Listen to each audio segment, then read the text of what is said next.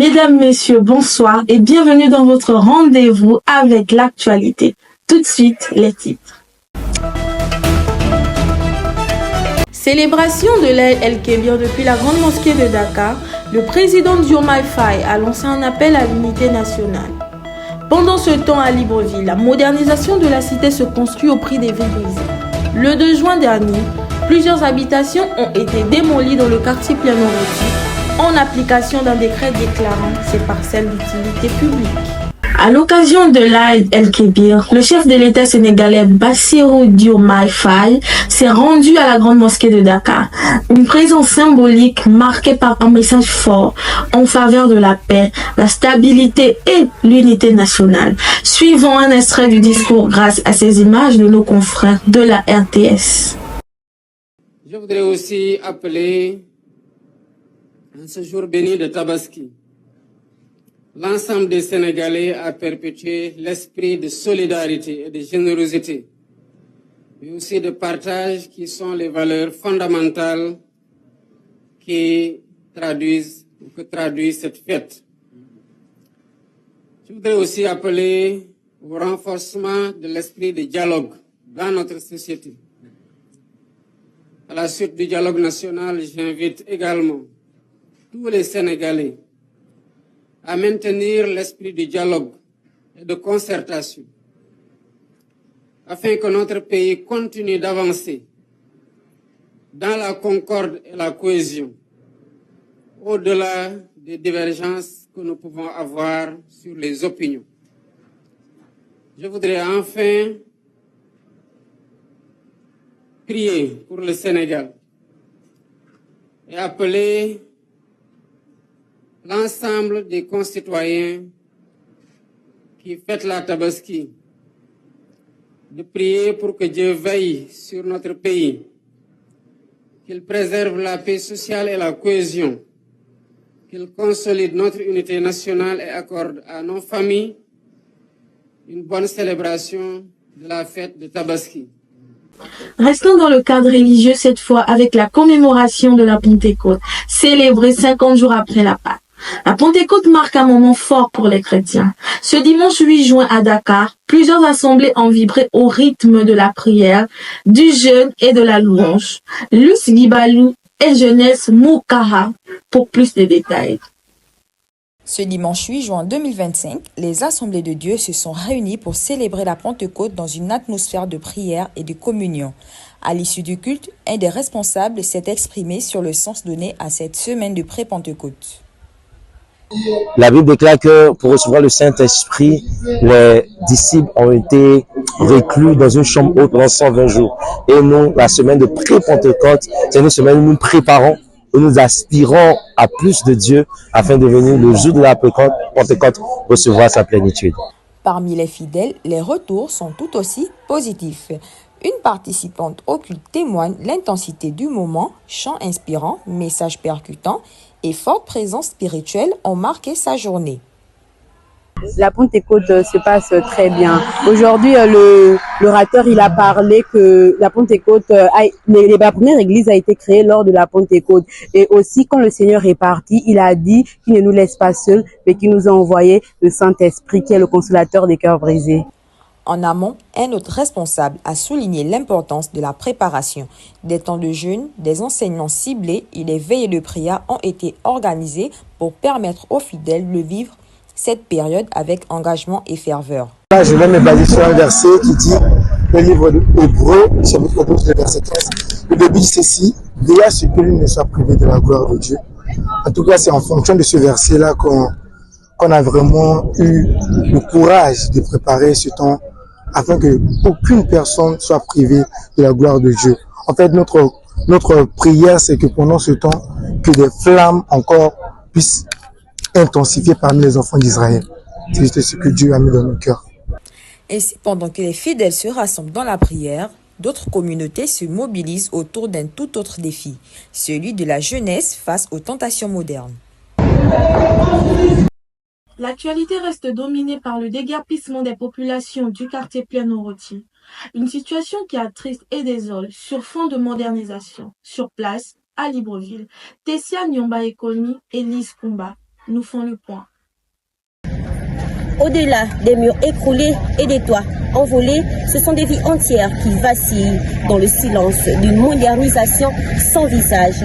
Et pendant que les pelleteuses, elles, avancent implacables, les habitants, eux, restent figés dans l'attente d'une réparation, ou plutôt d'une écoute, car il ne suffit pas de casser ou encore de reconstruire pour pouvoir rebâtir une communauté. Il faut aussi savoir préserver ce qui fait l'âme d'un quartier. On parle là de sa mémoire, ses liens, ses habitants. Ça, c'est aussi important. Je l'ai un peu de façon ramassée parce que ma tête commence à chauffer. C'était à peu près le premier de ce mois, si j'ai bonne mémoire, quand nos frères de l'autre côté de la RTG, qu'on avait surnommé Boulbès, ont reçu des agents militaires pour recasser, pour les déguerpir. Naturellement, en bon Gabonais, je suis allé de l'autre côté là-bas pour revoir exactement de quoi il s'agit. Et finalement, j'ai trouvé les engins sur le toit des maisons. Et comme nous sommes des voisins, j'ai des amis là-bas et des frères avec qui on a fait chemin ensemble. Il y a l'un d'eux qui est même directeur à la mairie qui était aussi surpris du déguerpissement qui était fait de façon violente. Là-bas, je sais que l'affaire était au tribunal et que l'affaire était pendante. Ça veut dire que le tribunal n'avait pas encore statué quand ils ont reçu ces engins-là. Douanier retraité, j'ai 75 ans, au moins 35 enfants qui sont à l'heure actuelle dans la nature. Mais il y a ce que je regrettais, ça. Ce n'est pas d'aujourd'hui.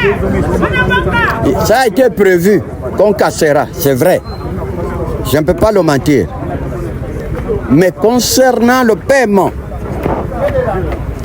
vous voyez, de chez Magos là-bas, là où il y a l'antenne là-bas, là où il y a l'antenne, jusqu'au bord là où vous voyez les machins là, il y avait une rue, la route là, passait par là, pour aboutir chez Magos là-bas, puis traverser.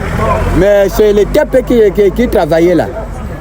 Bon, donc, eux, ceux qui sont venus casser les gens qui étaient là avant, ils sont contactés de prendre cette ruelle là, toute cette partie, jusqu'à une partie de l'Assemblée là, derrière, tout ça là, c'était ce jour-là, et puis aboutir jusqu'ici.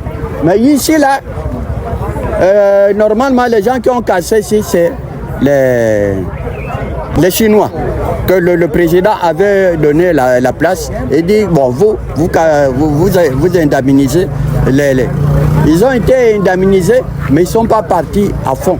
Ils sont arrêtés quelque part ici.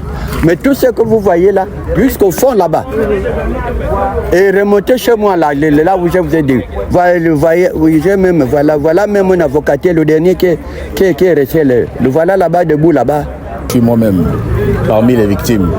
Il y a un problème, il y a confusion et amalgame dans tout ce qui se passe. Pourquoi? Parce que il y a la manifestation de mauvaise foi de certains. Ceux qui ont bénéficié n'arrivent pas aujourd'hui à venir ouvertement et dire que bon voilà, nous on a reçu.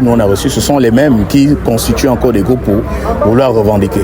Alors comme l'État ne peut pas être totipotent, nous avons notre partition civique et nous avons ce qu'on appelle la probité morale. C'est de savoir reconnaître que bon, là c'est pas bon, là c'est bon. Donc qu'est-ce qu'on doit faire? On doit se constituer ici, voilà. On doit constituer une cellule d'enquête pour pouvoir, on appelle ça comment, ressortir toutes ces personnes-là qui essaient de créer la confusion et pouvoir jeter toute la responsabilité auprès du chef de l'État. Le 5 juin dernier, à l'occasion de la célébration de la Journée mondiale de l'environnement, le Conseil des Gabonais du Sénégal a organisé une journée propre à la plage de la Corniche, sous le thème « Mettons fin à la pollution plastique à l'échelle mondiale ». Kelly Mungengi et Moussa Ogombe de notre rédaction faisaient partie des environnementalistes. À l'occasion de la célébration de la Journée mondiale de l'environnement, célébrée le 5 juin dernier, le Conseil des Gabonais du Sénégal a organisé la journée propre à la plage de la Corniche sous le thème « Mettre fin à la pollution plastique à l'échelle mondiale », thème choisi de cette année. À l'ouverture de cette activité, le président a tenu à souligner l'importance de cette journée qui vise à lutter et à sensibiliser contre la pollution de l'environnement et à spécifier la collaboration étroite avec UCG Sonageb Dakar qui a participé pleinement en mettant à disposition le matériel adéquat pour faciliter le ramassage d'ordures durant cette journée. Le responsable de UCG Sonageb met l'accent sur les menaces que court notre environnement avec l'utilisation du plastique. Les menaces qui concernent les déchets plastiques, c'est que les déchets plastiques ne se dégradent pas trop vite. Par contre, les déchets organiques sont ils prennent pas plus de temps pour se dégrader. Par contre, les déchets plastiques, ça peut prendre 5 à 10 ans avant de se dégrader. Donc, les menaces qui pèsent sur la population en est que 90% des Sénégalais ou bien de la population utilisent les sachets plastiques. Revenir sur l'importance de célébrer cette journée chaque année permet de tirer la sonnette d'alarme et de rappeler aux uns et aux autres que la préservation de notre planète est une cause pour tous. Alors, il donne des responsabilités de tout un chacun. La protection de l'environnement est une nécessité pour les générations futures. Il faut protéger l'environnement, il faut toujours avoir des jets simples, prendre son chasset, son papier ou sa protection et mettre dans le bac à ordures. C'est des jets simples, efficaces pour protéger l'environnement. Pratiquer et adopter les bons gestes au quotidien pourrait contribuer à la protection de l'environnement. C'est une responsabilité qui nous revient. Je vais lancer un signal d'alerte ici. Vous n'êtes pas ignorant que la couche de zone entière est touchée et aujourd'hui les eaux, les rivières et autres sont asphyxiées par les déchets. Alors mobilisez-vous, faites les jets simples, même devant chez vous, vous pouvez nettoyer un peu. Un sentiment de satisfaction habite le président du CGS au sortir de cette action inspirante et valorisante. Alors, les impressions sont forcément un sentiment de satisfaction dans la mesure où nous posons non seulement une action sociale, mais aussi une action qui vise, n'est-ce pas, à protéger l'environnement et à lutter contre l'insalubrité. Respecter et protéger notre environnement n'est pas une option, mais une nécessité. Alors, agissons maintenant. C'est par cette note d'environnement que prend fin votre rendez-vous avec l'actualité. Merci à vous de nous avoir suivis. On se dit à très bientôt.